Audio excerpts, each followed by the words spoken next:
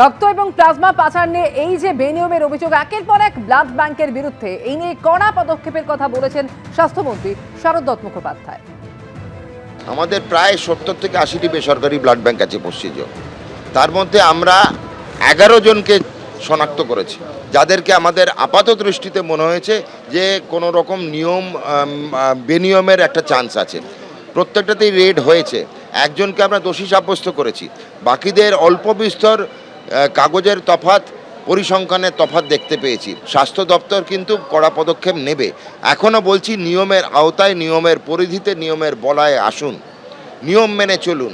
রক্ত কিভাবে fresh frozen plasma বিক্রি হয় নিয়ম করা আছে, নিয়মটা অতিক্রম করার চেষ্টা করবেন না। হেলথ পয়েন্ট ব্লাড ব্যাংকের পর এবার বিপাকে কলকাতার আরও 6টি ব্লাড ব্যাংক। 6টি ব্লাড ব্যাংকের বিরুদ্ধে রাজ্য ড্রাগ কন্ট্রোলে অভিযোগ দায়ের করল রাজ্য ব্লাড ট্রান্সফিউশন কাউন্সিল।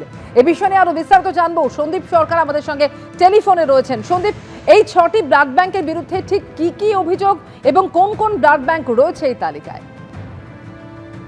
দেখো, যে 6টি ব্লাড ব্যাংকের বিরুদ্ধে রাজ্য ড্রাগ কন্ট্রোলে অভিযোগ দায়ের হয়েছে, সরকারেরই একটি স্বাস্থ্য ভবনেরই একটা আলাদা সেল, যারা স্টেট ব্লাড ট্রান্সফিউশন কাউন্সিল, তারা অভিযোগ করেছেন এই 6টি ব্লাড ব্যাংকের বিরুদ্ধে রাজ্য স্বাস্থ্য দপ্তরেরই নিয়ন্ত্রণাধীন রাজ্য ড্রাগ কন্ট্রোলে। এই 6টি ব্লাড ব্যাংক হলো Ispat blood centre, life care blood centre, Ashok blood centre, Kothari blood centre, Om blood centre এবং পিপলস ব্লাড সেন্টার। যে অভিযোগপত্রে যেটা বলা হয়েছে, ভিন রাজ্যে রক্ত এবং প্লাজমা পাচার সহ নানান বেনিয়মের অভিযোগ তারা করেছেন। এই যে 6টি ব্লাড ব্যাংকের বিরুদ্ধে যে অভিযোগগুলি করা হয়েছে তা হচ্ছে অযোগ্য ব্যক্তিকে ডাক্তার, নার্স, টেকনিক্যাল স্টাফ সাজিয়ে রক্তদান শিবিরে নিয়ে যাওয়া, রক্ত সংগ্রহের জন্য ক্লাবগুলির পিছনে লক্ষ লক্ষ টাকা ব্যয় করা, রক্তের লোভে বাড়তি ক্যাম্প অর্গানাইজ করা, ব্লাড ডোনেশন ক্যাম্প, অতিরিক্ত পরিমাণে রক্ত সংগ্রহ, নিয়ামক সংস্থা এসবিটিসি এবং এনবিটিসি কে না জানিয়ে ভিন রাজ্যে রক্ত এবং প্লাজমা পাচার করা, ব্লাড ব্যাংকের সঙ্গে যুক্ত নন এমন ডাক্তারদের নাম ব্যবহার করা হয়েছে ব্লাড ব্যাংকের ডাক্তার হিসেবে, যেটা প্রতারণার সামিল বলে মনে করছে এসবিটিসি, তাই অভিযোগে উল্লেখ করা হয়েছে। স্বাস্থ্য ভবনকে বিকৃত এবং ভুয়ো নথি জমা দেওয়া এই ব্লাড ডোনেশন ক্যাম্প সম্পর্কিত, সরকারি নির্দেশকে অমান্য করে রক্তদাতাদের থেকে অতিরিক্ত রক্ত টেনে নেওয়া, 350 ml এর পাউচে 500 ml রক্ত টেনে নেওয়ার ঘটনা ধরা পড়েছে একটি দুটি ব্লাড ব্যাংকে। রেকর্ডে ফি লেখা হয়েছে রোগীকে রক্ত দেওয়ার পরে, কিন্তু রোগীর থেকে টাকা নেওয়া হয়েছে, তার মানি রিসিট পাওয়া গিয়েছে ব্লাড ব্যাংকে, এমন অভিযোগও পাওয়া গিয়েছে।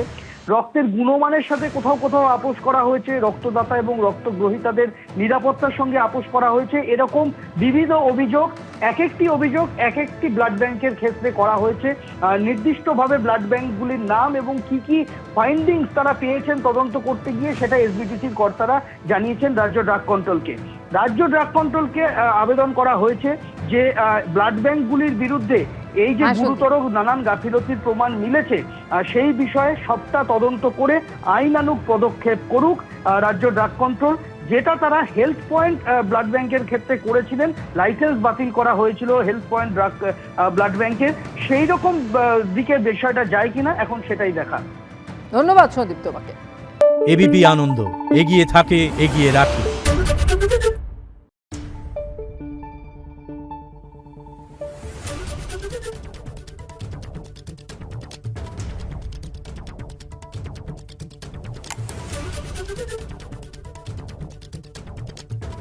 Thank you.